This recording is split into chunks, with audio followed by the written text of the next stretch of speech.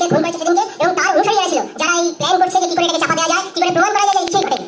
এই যে বলছে যে সুপ্রিম কোর্টের তত্ত্বাবধানে এই বিচার চলবে, সিবিআই বিচার করবে, তারা দেখবে কি হচ্ছে না হচ্ছে, কি পদ্ধতি হচ্ছে। আমরা বলছি এই বিচার, এই তদন্ত, এটা কিন্তু সুপ্রিম কোর্টের নজরদারিতে হচ্ছে না, এটা আমাদের মানুষের নজরদারিতে হচ্ছে। আমরা লক্ষ্য রাখছি প্রতিদিন, প্রতি রাত, প্রতি মিনিটে যে তারা কি করে এটাকে ক্ষমতা দিতে চাইছে। এদের কোনো ক্ষমা নেই, এই ক্ষমা যারা করতে চায় তাদের কোনো ক্ষমা নেই। এই ভারতবর্ষের বুকে তোদের লাশ আমরা তুলবই, এই প্রতিজ্ঞা আমরা করতে চাই। আর এই আন্দোলন চলবে, কারোর ক্ষমতা নেই, কারোর বাবার ক্ষমতা নেই বাধা দেওয়ার। এবং এই বলতে চাই আপনারা যে আন্দোলন করছেন তার সাথে আমরা যারা সিনিয়র ডাক্তার আছি তারা এর পাশে নেই, এর সাথে আছি, কাঁধে কাঁধ মিলিয়ে লড়াই করছি। আর আমি একটা প্রথম সাজেশন দিতে চাই যে আমাদের যে প্রত্যেকের যখন ফোন আছে কলার টিউন বাজে, আমাদের ফোনে কলার টিউন বাজে, আমরা নানা রকম কলার টিউন করি। আমি বলছি আজ থেকে আমরা প্রতিজ্ঞা নিই, আমাদের কলার টিউন হবে উই ওয়ান্ট জাস্টিস। এই কলার টিউন তৈরি করা যায়, আপনারা জিওতে যান, আপনারা ভোডাফোনে যান, দেখবেন কলার টিউন করা যায়। 49 টাকা দিলে এই কলার টিউন আপনি কিনতে পারবেন। আমি প্রার্থনা করবো আপনারা সবাই, সমস্ত ডাক্তাররা এই কলার টিউন চালু করুন, যাতে যে পশ্চিমবঙ্গের মানুষ আপনাকে ফোন করবে সে শুনতে পাবে যে সমস্ত ডাক্তাররা বলছে উই ওয়ান্ট জাস্টিস।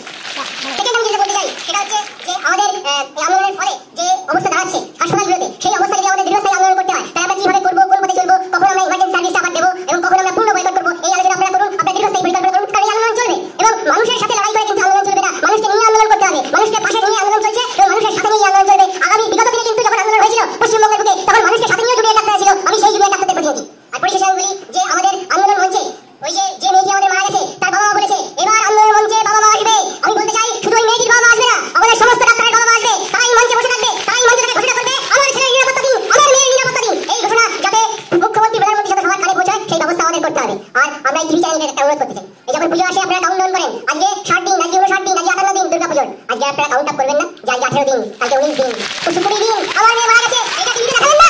এটা যদি গায়ে দেখান তাহলে পশ্চিমবঙ্গের মানুষ আপনাদের ক্ষমা করবে না। আর পরিশেষে বলি একটা ছোট্ট কবিতা বলে শেষ করি।